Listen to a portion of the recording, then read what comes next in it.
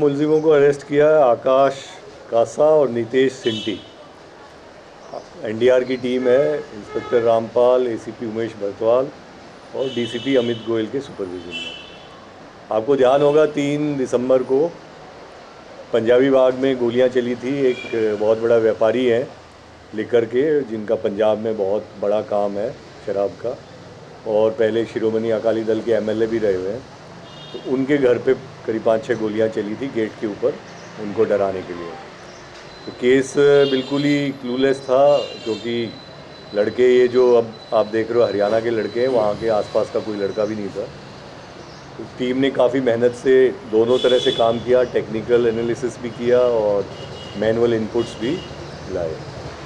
इसमें बेसिक जो पहले से आपको बताया गया है, कॉर्पोरेट स्टाइल में लोग गैंगस्टर्स काम कर रहे हैं। नए नए लड़कों को ये ढूंढते हैं, हरियाणा के लड़के हैं, राजस्थान के लड़के हैं, और उनको प्रॉमिस कर देते हैं कि तुमको गैंग में शामिल कर लेंगे और तुम्हारे को अच्छा हो जाएगा। अभी इनको कुछ भी पेमेंट नहीं हुआ था इन दोनों लड़कों को, जो आकाश है भटगांव सोनीपत का और नितेश सिंटी है घीकरा चरखी दादरी हरियाणा का। आकाश की उम्र 23 साल है, इस नितेश सिंटी की उम्र 19 साल है। आकाश बीए सेकेंड ईयर से ड्रॉप आउट हो गया 5 साल पहले, उसके बाद 3-4 केस में इन्वॉल्व हो गया, जेल में रहा वहाँ पे सोनीपत में, और फिर इस गैंग से जुड़ गया। नितेश सिंटी 12वीं में ही ड्रॉप आउट हो गया और इसको अपने गांव में कुछ इशू सेटल करने थे किसी और के साथ, तो उस चक्कर में इसने गैंग को ज्वाइन कर लिया। अब कहानी वही आती है कि सब जगह जो ऐप्स हैं वो इन्वॉल्व है, इंस्टाग्राम और ये जो सारे ऐप्स के थ्रू कोई फ्रेंड रिक्वेस्ट चली जाती है या किसी को फॉलो करने स्टार्ट कर देते हैं। इनको ये क्रेज़ है कि हम गैंग के मेंबर बन जाएंगे। वो कहते हैं पहले आप अपनी लॉयल्टी प्रूव करने के लिए 2-3 काम बताओ, करके दिखाओ। अब इस केस में भी इनको नहीं पता कहाँ पे गोली चल रही है, वो आदमी का प्रोफाइल क्या है, उससे कितना इन्होंने एक्सटॉर्शन मांगा हुआ है, कितने पैसे की डिमांड है, इनको कुछ नहीं पता है। They are merely foot soldiers कि तुमको ये एड्रेस दे दिया, ये लोकेशन दे दी, तुमको जाके गोली चलानी है। उससे पहले लॉजिस्टिक्स के लिए भी इनको ये नहीं पता कि मोटरसाइकिल किसने अरेंज की है, दोनों पिस्टल किसने अरेंज की है। इनको वारदात से पहले बोला गया कि भाई आप सोनीपत गोहाना रोड या मूर्थल गोहाना रोड पे चले जाओ, इतने माइलस्टोन के पास ये जगह होगी, पेड़ होगा, पत्थर होगा, ये उसकी फ़ोटोग्राफ है, वहाँ पे पिस्टल होगी, वो उठा के ले आना, इतने राउंड होंगे। इसी प्रकार जिस दिन ये वारदात करने आए 3 दिसंबर को मादीपुर मेट्रो स्टेशन से उतरोगे, वहाँ पे ये वाली मोटरसाइकिल है, इसकी फ़ोटो भेज रहे हैं, इस मोटरसाइकिल को आप उठा लेना, वहीं पे चाबी पास में रखी हुई है, छुपा के उस चाबी को स्टार्ट करके उस जगह पे चले जाना। एहतियात के तौर पे इतने लेयर्स ये यूज़ कर रहे हैं कि वहाँ जाने से पहले फिर ऑटो करोगे, ऑटो से फिर बीच में चेंज करोगे, वापसी में भी वारदात के बाद 500 मीटर के बाद ऑटो को छोड़ोगे, फिर दूसरा ऑटो करोगे, फिर तीसरा ऑटो करोगे, फिर बस करोगे, फिर मेट्रो करोगे, ताकि पुलिस भी जो है सीसीटीवी फुटेज खंगालती परेशान हो जाए, लेकिन कोई सुराग ना मिले। तो इसीलिए मैं कहूँगा कि बहुत ही काबिल तारीफ़ ये है जो टीम ने जो काम किया है, कि बिल्कुल क्लूलेस था। इनिशियली हमें वेस्ट डिस्ट्रिक्ट की टीम के साथ मिलके काम किया था, सीसीटीवी फुटेज वगैरह उनके साथ देखे थे, उसके लिए डीसीपी चित्र और डीसीपी अमित ने काफ़ी कोऑर्डिनेशन से काम किया था। लेकिन फिर वो आगे जाके डेड एंड आ जाते हैं कि क्योंकि ये इतनी बार बदलते हैं अपने मीन्स ऑफ ट्रांसपोर्ट को कि आगे जाने में मुश्किल हो जाती है।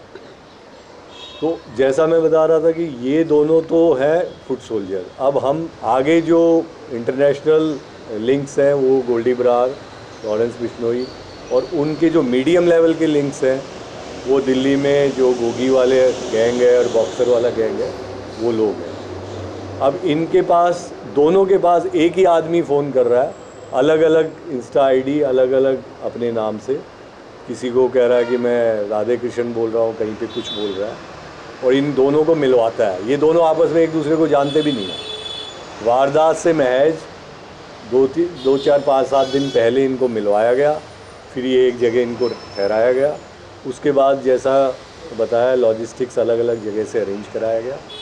तो बहुत ही प्रोफेशनली प्लान्ड मैनर पे किया जा रहा है। और इनका जो इतिहास है, जिनके ऊपर गोली चलाई है, पंजाब में इनको ऑलरेडी इस गैंग ने टारगेट किया हुआ था। इनके जो लिकर के एस्टेब्लिशमेंट है 2 वो जला भी चुके थे। और अब इनको ये लग रहा था कि ये दिल्ली में रह रहे हैं तो सेफ़ है, वो मैसेज भेजने के लिए इन्होंने कहा, क्योंकि पंजाब वाले केसेस में शायद अभी वर्कआउट नहीं हुए थे कि पंजाब में कौन है। तो ये आकाश कस्सा जो है, इसके ऊपर 4 क्रिमिनल केस हैं और पहले इसके ऊपर 307 का भी एक केस है अपने गांव का। उसके बाद पिछले 5 साल से ये कोई काम नहीं कर रहा है। इसको पैसे की सख्त ज़रूरत थी। इसको ये कहा गया कि तू ये काम करेगा तो तेरी जो फाइनेंशियल हालत, इसके बच्चे भी हैं 2, कि उन सब का परवरिश वगैरह में तेरे को आसानी होगी। और नितेश चिंटी जो है, इसका जो मैंने बताया गांव में राइवलरी है।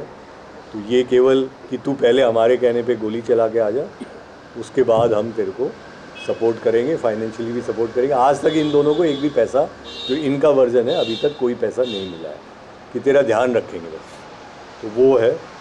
बाकी इसमें हमारा प्रयास ये रहेगा आगे कि जो भी फाइनेंशियल लिंक्स हैं, जो आगे लॉजिस्टिक प्रोवाइडर है, उन सबको हम ट्रेस करेंगे। और इस टीम में पीछे भी इन्होंने बहुत अच्छे काम किए थे। पीछे आपको ध्यान होगा इनके जिस तरह जो भी दिल्ली में 2-3 केस हुए थे लास्ट ईयर और इस ईयर, वो सब इस टीम ने सॉल्व किए हैं। तो इससे हम एक ये मैसेज ज़रूर भेजना चाह रहे हैं कि दिल्ली में ये नहीं चलने देंगे। कोई ये सोचे कि दिल्ली में गोली चला के निकल लेगा, पकड़ा नहीं जाएगा, ट्रेस नहीं होगा, वो दिल्ली पुलिस उसको हरगिज़ नहीं छोड़ेगी। अभी इस केस को भी हमने 72 आवर्स में क्रैक किया है और बिना किसी क्लू के, बिना किसी एविडेंस के। और अब केस को हमने ट्रांसफ़र करा लिया है वेस्ट डिस्ट्रिक्ट से, पंजाबी बाग से। तो इसमें आगे जो भी लिंकेज बनेंगी उसको सबको हम तहस नहस करेंगे।